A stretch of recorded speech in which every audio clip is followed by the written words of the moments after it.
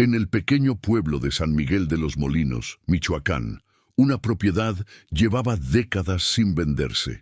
El molino de piedra de los Velázquez había cobrado 3 vidas. Cuando Elena Ruiz heredó ese lugar después de la muerte de su esposo, los vecinos la miraron con lástima. Nadie se atrevía a acercarse al edificio colonial desde hacía 20 años. Pero lo que Elena descubrió en su primera noche allí, ninguém podría imaginar. Antes de continuar con esta historia, si te gustan los misterios de la vida real, suscríbete al canal y activa la campanita para no perderte ningún caso intrigante. Esto nos ayuda mucho a seguir trayéndoles estas historias increíbles. Y ahora sí, vamos con la historia de Elena y el molino que nadie quería. Elena Ruiz tenía 42 años cuando su mundo se derrumbó. Maestra de primaria en Morelia, había construido una vida sencilla pero feliz junto a Roberto, su esposo de 16 años. Roberto trabajaba como contador en una empresa de exportación, y aunque nunca nadaron en dinero, tampoco les faltaba nada. Vivían en un departamento modesto en la colonia Chapultepec, con su gata Canela y una rutina que Elena encontraba reconfortante. Los martes, Elena preparaba enchiladas. Los jueves, Roberto traía pan dulce de la panadería La Esperanza. Los domingos caminaban por el centro histórico, tomados de la mano como novios. Era una vida simple, predecible, segura, exactamente como a Elena le gustaba. Todo cambió un martes de marzo. Roberto venía de regreso del trabajo cuando un conductor borracho se pasó el alto en la avenida Madero. El impacto fue instantáneo. Los paramédicos dijeron que no sufrió.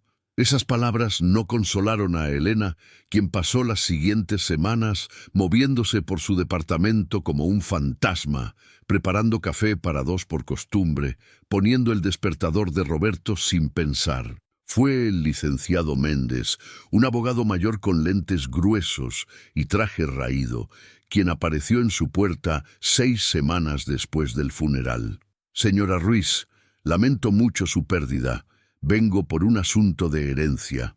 Elena lo miró sin comprender. La familia de Roberto había cortado lazos con él hacía años, después de que se casara con ella en contra de sus deseos. Eran gente adinerada de Guadalajara que consideraban a Elena, hija de un mecánico y una costurera, indigna de su hijo.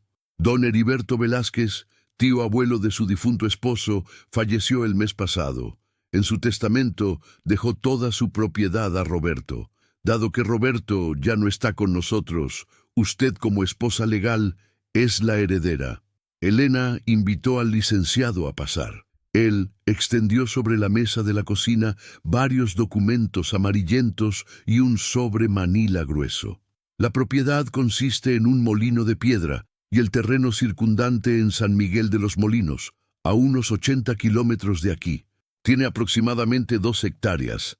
El molino data de la época colonial, específicamente de 1789 según los registros. Elena observó las fotografías que el licenciado sacó del sobre. El molino era una construcción robusta de piedra volcánica, de 2 pisos, con un techo de teja roja parcialmente colapsado. Las ventanas estaban tapiadas con tablas podridas. La vegetación había invadido gran parte de la estructura. En una de las fotos se podía ver la rueda hidráulica enorme y oxidada junto a lo que parecía ser un pequeño arroyo. ¿Por qué don Heriberto nunca vendió esto?, preguntó Elena. El licenciado ajustó sus lentes incómodo. El molino tiene una reputación complicada en el pueblo. Don Heriberto intentó venderlo en múltiples ocasiones durante 50 años. Nunca hubo compradores interesados. ¿Qué tipo de reputación? El licenciado carraspeó. Señora, yo solo soy el mensajero. Mi trabajo es entregarle la escritura y las llaves. Lo que decida hacer con la propiedad es asunto suyo. Puede venderla, demolerla o simplemente dejarla abandonada como ha estado durante décadas. Dejó 3 llaves antiguas de hierro sobre la mesa junto con la escritura. Antes de irse, se detuvo en la puerta. Un consejo, señora Ruiz. Si decide visitar el lugar, no vaya sola. y no se quede después del anochecer. Elena pasó esa noche sin dormir, mirando las llaves oxidadas sobre su buró. Al día siguiente llamó a la escuela diciendo que necesitaba unos días personales. Era viernes. Tenía todo el fin de semana para conocer su herencia. San Miguel de los Molinos era uno de esos pueblos que el tiempo había olvidado. Elena llegó al mediodía del sábado, conduciendo su viejo Tsuru por un camino de terracería que serpenteaba entre campos de maíz abandonados y árboles de mezquite. El pueblo consistía en quizás 200 casas dispersas, una iglesia pequeña con la pintura descascarada, una tienda de abarrotes y una cantina con puertas de vaivén como en las películas viejas. Se detuvo en la tienda a preguntar direcciones. 3 hombres mayores jugaban dominó en una mesa de plástico afuera. Cuando Elena mencionó el molino de los Velázquez, las fichas dejaron de sonar contra la mesa. —¿Usted es familia de don Heriberto? —preguntó uno de ellos, un hombre moreno con un sombrero de paja deshilachado. —Era tío de mi difunto esposo. Heredé la propiedad. Los 3 hombres intercambiaron miradas. —Señora, con todo respeto, váyase de aquí. Ese lugar no es para los vivos. Elena sintió un escalofrío recorrer su espalda, pero mantuvo la compostura. Solo vine a ver qué estado tiene. Probablemente lo venda. Nadie va a comprarlo, dijo otro de los hombres, con bigote canoso. Don Heriberto lo intentó durante 50 años. Ese molino está marcado. ¿Marcado por qué? Los hombres volvieron a mirarse, pero ninguno respondió. El del sombrero finalmente señaló hacia el oeste. Siga el camino principal hasta el puente viejo. Cruce y tome la desviación a la izquierda. Está a unos 3 kilómetros. Lo va a ver desde lejos. Mientras Elena subía a su auto, escuchó a uno de ellos murmurar que Dios la proteja. El camino hacia el molino se estrechaba progresivamente. Los árboles formaban un túnel verde sobre la terracería, bloqueando parcialmente el sol. Elena pasó el puente de piedra que los hombres mencionaron, notando que el arroyo debajo estaba casi seco. Solo un delgado hilo de agua café oscuro corría entre las rocas. Entonces lo vio. El molino emergía entre los árboles como una fortaleza olvidada. Las paredes de piedra volcánica negra le daban un aspecto sombrío, casi amenazador. La estructura era más grande de lo que las fotografías sugerían. 3 pisos de altura, con la rueda hidráulica en el costado este, inmóvil y cubierta de óxido y musgo. Elena estacionó en lo que alguna vez debió ser un patio. Hierbas altas llegaban hasta las rodillas. Fragmentos de lo que parecían antiguos sacos de harina se descomponían entre la maleza. Una carretilla volcada se oxidaba junto a la entrada principal. Las llaves tintinearon en su mano mientras se acercaba a la puerta de madera maciza. Estaba hinchada por la humedad, y Elena tuvo que empujar con el hombro para abrirla. La puerta cedió con un gemido largo y escalofriante. El interior era oscuridad pura. Elena sacó su celular y activó la linterna. El haz de luz reveló un espacio amplio y polvoriento. Enormes vigas de madera sostenían el techo. Las 2 piedras de molino, cada una del tamaño de una mesa redonda, descansaban en el centro, conectadas a un eje vertical de madera petrificada por el tiempo. Sacos rotos, herramientas oxidadas y fragmentos de cerámica cubrían el suelo. El aire olía a tierra húmeda, moho y algo más, algo metálico y ligeramente dulzón que Elena no pudo identificar. Caminó lentamente alrededor de las piedras de molino. Su padre había sido mecánico y ella había heredado su curiosidad por cómo funcionaban las cosas. El sistema era ingenioso. El agua del arroyo debía mover la rueda exterior, la cual conectaba mediante un eje horizontal con el eje vertical que hacía girar la piedra superior. Simple pero efectivo. Notó marcas extrañas en la piedra inferior. No eran las marcas normales de desgaste. Eran símbolos tallados deliberadamente. Círculos concéntricos, líneas que formaban patrones geométricos y algo que parecía texto en un idioma que no reconocía. Se agachó para examinarlos más de cerca cuando escuchó el sonido. Un crujido profundo, como madera vieja tensándose, venía de arriba. Elena levantó la vista hacia el techo. Las vigas se veían sólidas, aunque cubiertas de telarañas. Permaneció inmóvil, escuchando. Silencio. Quizás había sido su imaginación, o simplemente la estructura asentándose. Decidió explorar el segundo piso. Las escaleras de madera protestaron bajo su peso, pero se sentían sorprendentemente firmes. El segundo nivel contenía lo que parecía haber sido el área de almacenamiento. Más sacos vacíos, estantes colapsados, barriles de madera podridos. Una de las ventanas tapiadas tenía una tabla suelta. Elena la quitó, dejando entrar un rayo de luz polvorienta. Desde allí podía ver el arroyo y la rueda hidráulica. Se sorprendió al notar que el agua, aunque escasa, todavía fluía junto a las paletas inferiores de la rueda. Entonces escuchó el sonido nuevamente, más fuerte esta vez. No era madera crujiendo, era el sonido de piedra contra piedra. Un raspado profundo, grave, que hacía vibrar el aire. Elena bajó las escaleras rápidamente, con el corazón acelerado. Al llegar al primer piso, se quedó paralizada.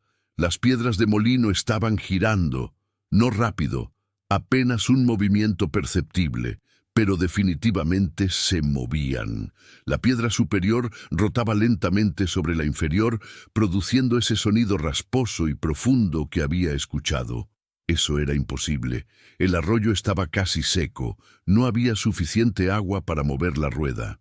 Y aun si la hubiera, el sistema estaba completamente oxidado. Las conexiones mecánicas entre la rueda y las piedras deberían estar bloqueadas por décadas de óxido y desuso. Elena se acercó con cautela.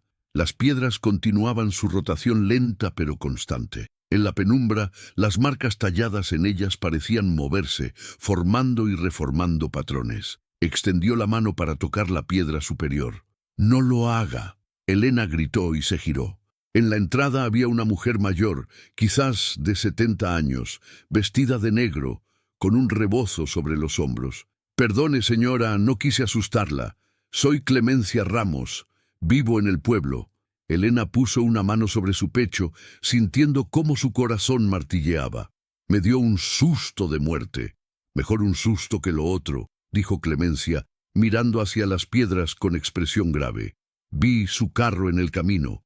Sabía que alguien había venido. Vine a advertirle». «¿Advertirme de qué?». Clemencia entró lentamente al molino, mirando las piedras giratorias con una mezcla de miedo y resignación. «Ese molino lleva 20 años girando solo, desde la noche que murió don Sebastián Velázquez». Elena sintió que la temperatura había bajado varios grados. ¿Quién era don Sebastián? El padre de don Heriberto. Era el molinero. En 1952 vino a trabajar como todas las noches. Su hijo Heriberto, que entonces tenía 25 años, lo encontró a la mañana siguiente. Las piedras estaban girando, cubiertas de sangre. Don Sebastián estaba atrapado entre ellas, molido como el trigo. Elena sintió náuseas. ¿Fue un accidente? Eso dijeron, pero todos sabíamos la verdad. Don Sebastián había despertado algo que debió quedarse dormido. ¿Qué cosa? Clemencia se acercó a las piedras, observándolas con atención. Este molino fue construido sobre ruinas purépechas. Antes de que llegaran los españoles, aquí había un templo dedicado a Curicaveri, el dios del fuego. Los purépechas hacían sacrificios aquí. Cuando los colonos construyeron el molino en 1789, profanaron tierra sagrada. El primer molinero, don Jacinto Morales, murió igual que don Sebastián, atrapado entre las piedras. Después vinieron otros molineros. Algunos duraban años, otros apenas meses, pero todos terminaban igual, molidos. «Esos son solo supersticiones», dijo Elena, aunque su voz sonaba poco convincente. «¿Supersticiones?», Clemencia señaló las piedras. «¿Cómo explica que estén girando sin agua suficiente? ¿Cómo explica que don Heriberto nunca pudo vender este lugar en 50 años? ¿Cómo explica que nadie del pueblo se acerque aquí ni en pleno día?» Elena no tenía respuestas. «Señora Ruiz, váyase. Venda el terreno a alguien que lo quiera demoler, pero no intente quedarse aquí. Este lugar cobra vidas. Siempre lo ha hecho. Clemencia salió del molino sin esperar respuesta. Elena se quedó mirando las piedras giratorias, escuchando ese raspado constante y profundo que parecía provenir de las entrañas de la tierra misma. El sol comenzaba a descender. Elena decidió que exploraría más al día siguiente, con luz del día completa. Salió del molino, asegurándose de cerrar bien la puerta, aunque sabía que era inútil. Si algo quería salir de allí, una puerta cerrada no lo detendría. Esa noche, Elena rentó una habitación en la única posada del pueblo. El cuarto era simple, pero limpio. Se acostó temprano, exhausta física y emocionalmente, pero el sueño no llegaba. Cada vez que cerraba los ojos, veía las piedras girando, las marcas extrañas moviéndose en patrones imposibles. Elena despertó con la primera luz del amanecer. No había dormido bien, pesadillas confusas sobre piedras que la perseguían, Roberto llamándola desde la oscuridad, sangre empapando sacos de harina. Después de un desayuno ligero en el comedor de la posada, decidió buscar información. Si iba a entender qué pasaba con el molino, necesitaba conocer su historia completa. La iglesia del pueblo parecía el mejor lugar para empezar. El padre Tomás, un sacerdote joven de quizás 35 años, estaba barriendo los escalones cuando Elena llegó. «Buenos días, padre. Me preguntaba si podría ayudarme con algo». El padre Tomás la miró con curiosidad. «Claro, hija. ¿En qué puedo ayudarle? Heredé el molino de los Velázquez. Quisiera saber su historia». La expresión del padre cambió inmediatamente. Dejó de barrer. «Ay, señora, ese lugar es una tristeza. Entre al templo, por favor. Tenemos mucho de qué hablar». Dentro de la iglesia, fresca y silenciosa, el padre Tomás la guió a un pequeño archivo junto a la sacristía. Sacó varios libros viejos, registros parroquiales encuadernados en cuero. «Soy historiador de formación», explicó. «Cuando llegué a este pueblo hace 5 años, me dediqué a estudiar su pasado. El molino de los Velázquez tiene una historia complicada». Abrió uno de los libros más antiguos, con páginas amarillentas y tinta desvanecida. Como le habrán dicho, el molino fue construido en 1789 por don Jacinto Morales, un comerciante español. Pero lo que quizás no le dijeron es que don Jacinto no eligió ese lugar al azar. Hay registros de que encontró ruinas de una estructura precolombina. En lugar de respetarlas, las usó como cimientos para su molino. El padre Tomás mostró a Elena un dibujo burdo en el margen del registro. Mostraba círculos concéntricos y símbolos que ella reconoció inmediatamente. Eran idénticos a las marcas talladas en las piedras del molino. Los purépechas consideraban ese sitio sagrado. Según las crónicas que logré encontrar en el archivo de Morelia, era un lugar de observación astronómica y, posiblemente, de sacrificios rituales. Los purépechas creían que ciertos lugares eran portales entre el mundo de los vivos y el Mictlán, el mundo de los muertos. ¿Y el molino se construyó exactamente sobre uno de esos portales? Así es. Don Jacinto murió en 1791. El registro de defunción dice «muerte accidental por maquinaria». Después vinieron otros molineros. Fernando Solís en 1792, muerto en 1795. José María Cuenca en 1795, muerto en 1801. Antonio Blanco en 1802, muerto en 1809. Todos murieron de la misma manera. El padre Tomás pasó páginas, mostrando a Elena entrada tras entrada de defunciones, todas con la misma causa, muerte accidental por maquinaria.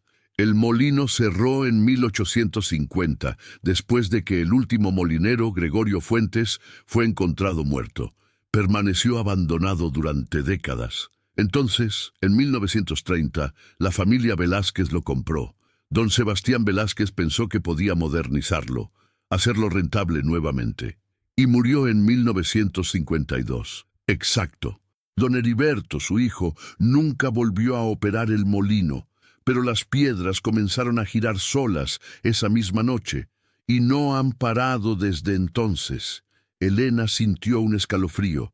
Padre, ¿usted cree en estas cosas, en maldiciones, en tierras profanadas? El padre Tomás cerró el libro y miró a Elena con seriedad. Hija, he sido sacerdote durante 15 años. He visto cosas que la ciencia no puede explicar. No sé si ese molino está maldito en el sentido literal, pero sé que algo no está bien allí. He intentado bendecir el lugar 3 veces. Cada vez me enfermo gravemente al día siguiente. Fiebre alta, alucinaciones, dolores inexplicables. Los doctores nunca encuentran nada. Elena pasó el resto de la mañana en el archivo de la iglesia tomando notas. Copió los nombres de todos los molineros muertos, las fechas, cualquier detalle que pudiera ser relevante. Al salir, cerca del mediodía, Clemencia Ramos la esperaba en los escalones de la iglesia. Señora Ruiz, necesito mostrarle algo. Clemencia la llevó a su casa, una construcción modesta de adobe, con un pequeño jardín donde gallinas picoteaban el suelo. Dentro, en una mesa cubierta con un mantel bordado, había una caja de metal oxidada. Mi abuelo trabajó en el molino durante los años 30, era el ayudante de don Sebastián, guardó esto antes de que todo terminara mal. Dentro de la caja había un cuaderno de tapa dura negra, lleno de anotaciones en letra apretada y algo temblorosa. Es el diario de don Sebastián. Mi abuelo lo tomó después de su muerte, nunca se lo dio a don Heriberto. Creo que debería leerlo. Elena tomó el cuaderno con manos temblorosas. La primera entrada era de enero de 1951. He comenzado a escuchar las piedras por las noches. No es el sonido normal del molino trabajando, es diferente, como si estuvieran hablando. Elena pasó páginas, leyendo fragmentos. Febrero de 1951. Los símbolos en las piedras brillan tenuemente cuando hay luna llena. Nacho dice que me lo estoy imaginando, pero yo los veo. Son los mismos símbolos que encontré en las ruinas debajo del piso. Marzo de 1951. Cavé más profundo en el sótano. Hay un túnel que desciende. Las paredes están cubiertas de pictogramas purépechas. Representan un ritual, sacrificios para mantener cerrado algo. ¿Pero qué? Mayo de 1951. Las piedras giran solas ahora, solo cuando estoy solo en el molino. Se detienen cuando llega Nacho o cualquier otra persona. Es como si esperaran. Septiembre de 1951. He tenido sueños terribles. Una figura ardiente me llama desde debajo del molino. Dice que el portal debe alimentarse, que los antiguos molineros entendían esto, que por eso morían, no por accidente, por voluntad propia. La última entrada era de diciembre de 1952, días antes de su muerte. Ahora lo entiendo. El molino no está maldito, es un guardián. Las piedras giran para mantener sellado lo que está debajo. Cuando paran, él se despierta. Los antiguos molineros se sacrificaban para mantenerlo dormido. Es mi turno. Si las piedras dejan de girar, Curicaberry saldrá, y nadie podrá detenerlo. Elena cerró el cuaderno, sintiendo que su mundo racional se desmoronaba. ¿Su abuelo vio lo que pasó esa noche? Clemencia asintió lentamente. Él estaba allí. Don Sebastián le dijo que se fuera temprano, que terminaría solo. Mi abuelo se fue, pero algo lo hizo regresar cerca de la medianoche. Cuando llegó, las piedras giraban violentamente. Don Sebastián estaba parado junto a ellas como en trance. Mi abuelo intentó detenerlo, pero don Sebastián se metió entre las piedras, voluntariamente. Mi abuelo me dijo que en sus últimos momentos don Sebastián sonreía y que las piedras lloraban sangre. Elena sintió que iba a vomitar. ¿Por qué nunca le dijo esto a nadie? A la policía, a la familia. ¿Quién le hubiera creído? Todos pensaron que fue un accidente. Don Heriberto no quería saber la verdad. Era más fácil creer que su padre había sido descuidado. Elena salió de la casa de Clemencia con el diario bajo el brazo. Necesitaba ver el molino nuevamente, pero esta vez buscaría ese túnel que don Sebastián había mencionado. De regreso en el molino, Con la luz del atardecer filtrándose por las ventanas tapiadas, Elena buscó el acceso al sótano. Lo encontró oculto bajo una pila de sacos viejos, una trampilla de madera pesada que rechinaría al abrirse. Bajó por una escalera de piedra húmeda y cubierta de musgo. El sótano era pequeño, con techo bajo. Había más herramientas oxidadas, barriles rotos, y en una esquina, exactamente como don Sebastián había descrito, un agujero en el piso, no un túnel natural, excavado intencionalmente.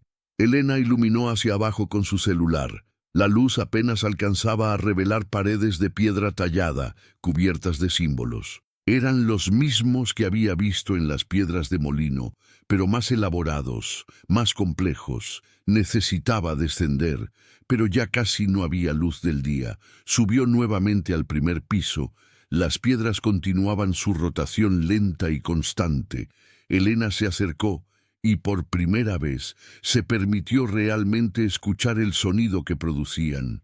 No era solo piedra contra piedra, había algo más, un murmullo bajo el raspado, como voces distantes, como cantos en un idioma que ella no podía entender, pero que de alguna manera reconocía en un nivel primitivo de su cerebro. De pronto, las piedras dejaron de girar. El silencio fue absoluto, antinatural. Ni siquiera se escuchaba el viento exterior o el arroyo. Entonces comenzó el calor. Una ola de aire abrasador surgió del sótano. Elena sintió que su piel se enrojecía. El aire se volvió denso, difícil de respirar. Y desde abajo, desde el túnel, escuchó algo moviéndose, algo grande. Las piedras comenzaron a girar nuevamente. Pero esta vez no lentamente, rápido, cada vez más rápido.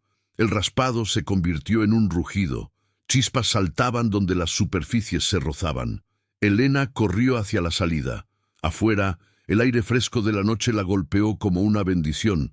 Se giró para mirar el molino. A través de las ventanas tapiadas, vio un resplandor anaranjado pulsando en sincronía con la rotación de las piedras. Subió a su auto y manejó de regreso al pueblo, con las manos temblando en el volante. Elena no durmió esa noche. Se quedó sentada en la cama de la posada, leyendo y releyendo el diario de don Sebastián. Cada página agregaba otra pieza al rompecabezas, pero la imagen completa seguía siendo terrorífica. Al amanecer, tomó una decisión. Si iba a entender esto completamente, necesitaba ayuda experta. Llamó a la Universidad Michoacana de San Nicolás de Hidalgo en Morelia, preguntando por el Departamento de Antropología. La doctora Patricia Sandoval, especialista en cultura purépecha, la recibió esa misma tarde en su oficina atestada de libros y artefactos. «Dígame, señora Ruiz, ¿qué la trae por aquí?» Elena le explicó todo. El molino, la herencia, las muertes, el diario, los símbolos. Mostró a la doctora las fotografías que había tomado de las marcas en las piedras. La doctora Sandoval estudió las imágenes con creciente interés. Sacó varios libros de sus estantes, comparando los símbolos con ilustraciones en textos académicos. Esto es extraordinario. Estos símbolos son definitivamente purépechas, pero de un periodo muy temprano. Observación astronómica, ciclos lunares y... Esto es interesante. Señaló uno de los símbolos más complejos. Este representa a Curicaveri, el dios del fuego, pero no en su aspecto benevolente como dador de calor y luz. Este es Curicaveri en su aspecto destructor, el que consume, el que reduce todo a cenizas. Don Sebastián mencionó en su diario que el lugar era un portal. ¿Los purépechas realmente creían en eso? La cosmología purépecha es fascinante. Creían en múltiples niveles de existencia. El Ahuanda, el mundo terrenal, el Auyamecuaro, el cielo, y el Cumiechucuaro, un inframundo ardiente donde los muertos eran juzgados. Ciertos lugares en la Tierra, especialmente aquellos con actividad volcánica o geotérmica, eran considerados puntos de conexión entre estos mundos. La doctora tomó otro libro. Los purépechas realizaban sacrificios humanos, aunque no en la escala de los mexicas, pero cuando lo hacían era con propósito específico, para mantener el equilibrio cósmico, para evitar que las fuerzas destructivas del inframundo emergieran. Elena sintió un escalofrío. ¿Y si dejaban de hacer los sacrificios? Bueno, teóricamente, los portales se abrirían, las fuerzas contenidas escaparían, pero estamos hablando de mitología, señora Ruiz, creencias de una cultura antigua, no realidad literal.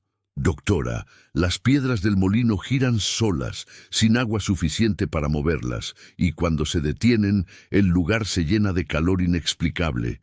Vi un resplandor salir del sótano. Esto no es mitología. La doctora Sandoval la miró con escepticismo, pero también con curiosidad. Me gustaría ver ese lugar. ¿Puedo acompañarla mañana? Al día siguiente, Elena y la doctora Sandoval llegaron al molino temprano en la mañana. La doctora traía equipo de medición, un termómetro digital, un medidor de radiación electromagnética y cámaras de video. Las piedras estaban girando, como siempre. «Fascinante», murmuró la doctora, acercándose con cautela. «No hay conexión mecánica visible con la rueda hidráulica. Es como si giraran por momentum propio». Descendieron al sótano. La doctora iluminó el túnel con una linterna potente. «Necesito bajar ahí». «Doctora, no es seguro». «Señora Ruiz, soy antropóloga. He estado en cuevas ceremoniales en todo Michoacán. Estaré bien». La doctora descendió primero, con Elena siguiéndola nerviosamente. El túnel tenía aproximadamente 2 metros de altura, lo suficiente para caminar agachado. Las paredes estaban cubiertas de pictogramas elaborados que narraban una historia. «Esto es increíble», dijo la doctora, fotografiando frenéticamente. «Esta es una narrativa completa. Aquí, este panel muestra la creación del portal. Sacerdotes purépechas realizando un ritual. Están abriendo una grieta hacia el Cumiechucuaro. Se movieron más profundo. El aire se volvía más caliente. Este panel muestra los sacrificios. Una persona voluntaria entra en el fuego. Su energía vital sella el portal por un ciclo. Cuando el sello se debilita, otro debe sacrificarse. ¿Y si nadie se sacrifica?» La doctora iluminó el panel final. Mostraba una figura ardiente emergiendo de la tierra. Todo a su alrededor se consumía en llamas. Personas, animales, plantas, todo reducido a cenizas. Entonces Curicaberry emerge y destruye todo. El túnel terminaba en una cámara circular. En el centro había una estructura de piedra que parecía un altar. Estaba manchado de algo oscuro que definitivamente no era simple suciedad. El termómetro de la doctora marcaba 42 grados Celsius. Hacía calor, pero no tanto como para explicar el sudor que corría por sus rostros. «Hay una fuente de calor aquí», dijo la doctora, estudiando el medidor electromagnético. «Lectura anormal. Esto no tiene sentido. No hay actividad geotérmica registrada en esta zona». Elena notó marcas en el suelo alrededor del altar. Más símbolos, pero estos parecían más frescos que los de las paredes. Se agachó para examinarlos. «Doctora, mire esto. Esta tinta parece reciente». La doctora se arrodilló junto a ella. «Tiene razón. Estas marcas no tienen más de 70 años. Son renovaciones de los símbolos originales. Alguien sabía qué significaban y los estaba manteniendo». «Don Sebastián», murmuró Elena. «Él descendió aquí, estudió todo esto, entendió lo que tenía que hacer». Un sonido las interrumpió. El raspado de las piedras arriba había cesado. Silencio absoluto. Entonces el calor comenzó. No gradualmente, de golpe, como abrir la puerta de un horno industrial. «¡Tenemos que salir de aquí!», gritó Elena. Corrieron de regreso por el túnel. El aire se volvía más denso cada segundo. Elena sentía que sus pulmones se quemaban. Las paredes del túnel comenzaron a brillar con un resplandor anaranjado, como si la piedra misma estuviera calentándose desde dentro. Emergieron al sótano, subieron las escaleras tambaleándose. En el primer piso, las piedras permanecían inmóviles. El resplandor que Elena había visto antes pulsaba intensamente desde el sótano. ¿Qué diablos está pasando?, jadeó la doctora, sudando profusamente. Las piedras comenzaron a girar nuevamente, lentamente al principio, luego ganando velocidad. El resplandor se atenuó, el calor disminuyó. Las piedras, dijo Elena, comprendiendo finalmente. No es que giren porque el lugar esté maldito, giran para mantener algo sellado. Don Sebastián lo entendió, por eso se sacrificó, para alimentar el mecanismo, para mantenerlo funcionando. La doctora Sandoval, escéptica por naturaleza pero incapaz de negar lo que acababa de experimentar, asintió lentamente. El último sacrificio fue en 1952. Han pasado 70 años. Si esto es real, si los purépechas sabían lo que hacían, entonces el sello debe estar debilitándose. De regreso en Morelia, la doctora Sandoval llamó a Elena esa noche. He estado investigando. Encontré referencias en crónicas coloniales. El sitio donde está su molino era llamado Timuncuaro, en purépecha. Significa lugar de la entrada. Los españoles registraron que los nativos realizaban ceremonias allí cada 20 años. Cuando los colonizadores prohibieron estas prácticas, los purépechas advirtieron que algo terrible sucedería. 3 meses después, en 1790, hubo un terremoto masivo que destruyó varios pueblos, y ese fue el mismo año que murió el primer molinero. ¿Está diciendo que esto ha estado pasando durante siglos? Estoy diciendo que hay un patrón. Cada vez que el sitio es profanado, cada vez que los rituales se interrumpen, algo catastrófico ocurre. Y después, alguien muere en el molino. No por accidente, para restablecer el equilibrio. Elena pasó esa noche investigando registros históricos. Encontró el patrón que la doctora había mencionado. 1791, primer molinero muerto, terremoto. 1795, segundo molinero muerto, incendio forestal masivo. 1801, tercer molinero muerto, sequía severa. La lista continuaba. Cada muerte en el molino precedía o detenía un desastre natural. El sacrificio no era castigo, era protección. Elena regresó al molino al día siguiente, pero no sola. Llevó al padre Tomás, a Clemencia y a la doctora Sandoval. Necesitaba testigos para lo que iba a hacer. He estado pensando en todo esto, dijo Elena, reuniéndolos afuera del molino. Don Sebastián entendió algo que nosotros, con toda nuestra ciencia y racionalidad, nos negamos a aceptar. Algunas cosas en este mundo no pueden explicarse, solo pueden respetarse. ¿Qué propone?, preguntó el padre Tomás. No voy a vender este lugar, no voy a demolerlo, y definitivamente no voy a permitir que nadie más muera aquí. Elena entró al molino. Los demás la siguieron. Las piedras giraban a su ritmo constante. Doctora, usted dijo que los purépechas realizaban ceremonias cada 20 años. Don Sebastián murió hace 70 años. ¿Qué pasa si en lugar de sacrificar una vida, encontramos otra manera de alimentar el sello? En teoría, cualquier energía concentrada podría funcionar. Los purépechas usaban vida porque era lo más potente que conocían. Pero quizás... La doctora sacó su teléfono buscando información. Hay registros de que algunas ceremonias purépechas involucraban ofrendas de sangre sin muerte, cortes superficiales, ayunos, meditación profunda, transferencia de energía vital sin sacrificio completo. Elena se acercó al altar en el sótano. Clemencia la seguía con una vela encendida. El padre Tomás llevaba agua bendita, aunque claramente dudaba de su efectividad en este contexto. Elena colocó sus manos sobre el altar todavía manchado. Soy Elena Ruiz, heredera de este lugar. Reconozco su propósito. Prometo protegerlo, mantenerlo, respetarlo. Ofrezco mi vida no en muerte, sino en servicio. Mientras yo viva, este lugar será guardado. Nada sucedió dramáticamente, no hubo truenos ni relámpagos, pero Elena sintió algo, un calor que no quemaba, que fluía desde el altar hacia sus manos, hacia su cuerpo. Las piedras arriba aceleraron momentáneamente, luego retomaron su ritmo normal. No sé si eso fue suficiente, dijo Elena.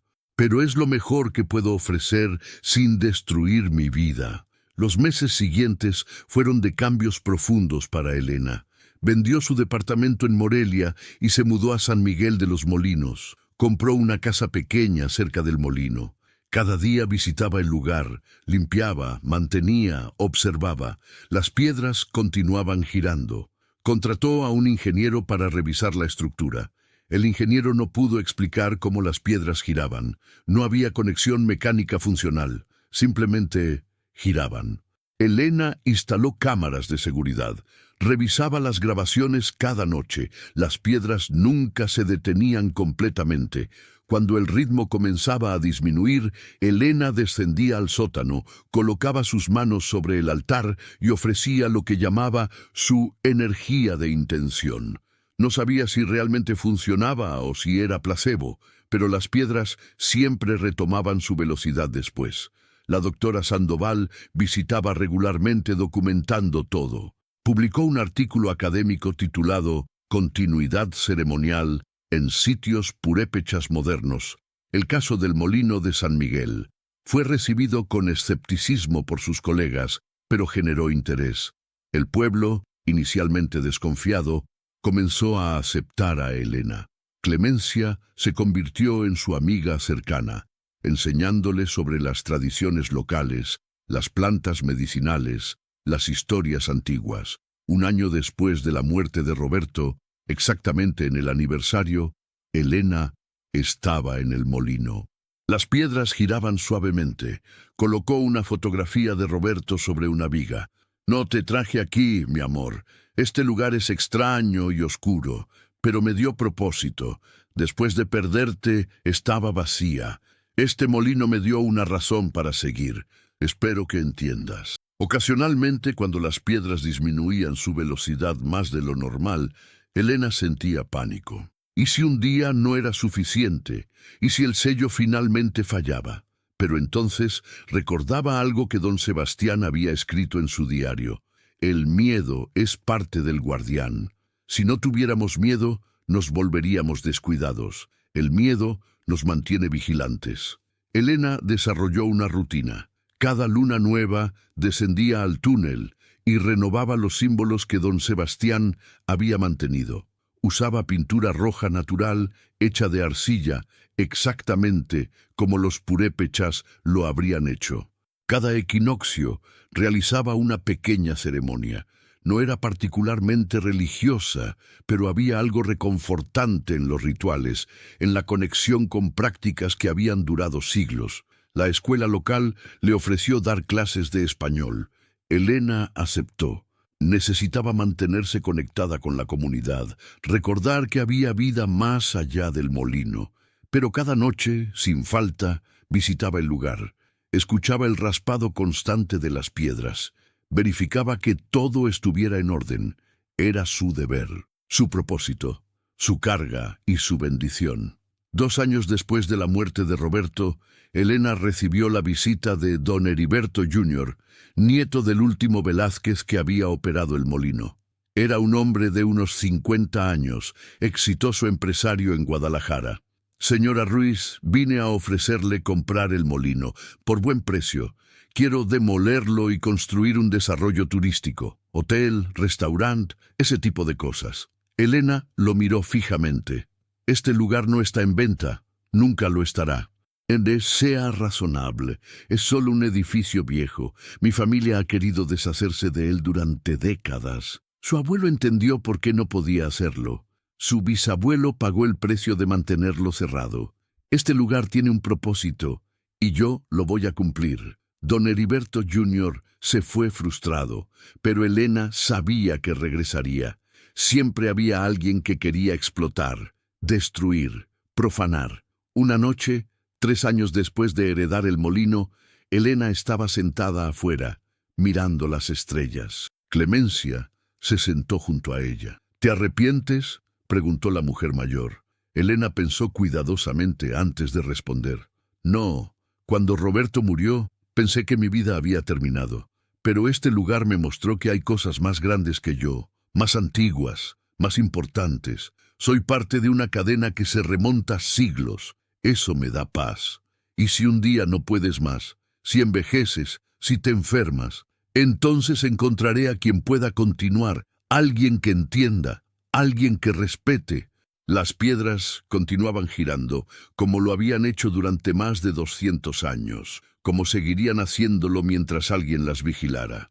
Elena Ruiz había heredado más que un molino. Había heredado una responsabilidad antigua, un propósito que trascendía su propia vida, y aunque a veces la carga parecía pesada, sabía que era exactamente donde necesitaba estar. El molino que nadie quiso se había convertido en su hogar. Las piedras que giraban solas eran ahora su corazón latiendo, y el secreto enterrado bajo tierra era su guardián. Algunas herencias no se miden en dinero o propiedades, se miden en deber, en sacrificio, en la voluntad de proteger algo más grande que uno mismo. Elena había encontrado la suya. ¿Y ustedes aceptarían una herencia así? ¿Una que viene con responsabilidad y misterio en lugar de riqueza? Cuéntenme en los comentarios qué harían en el lugar de Elena. Si les gustó esta historia de misterio y legado, dejen su like y compartan con alguien que también disfrute de estas historias reales que desafían nuestra comprensión del mundo. Nos vemos en el próximo caso. Recuerden, algunas puertas existen por una razón, y algunas están mejor cerradas.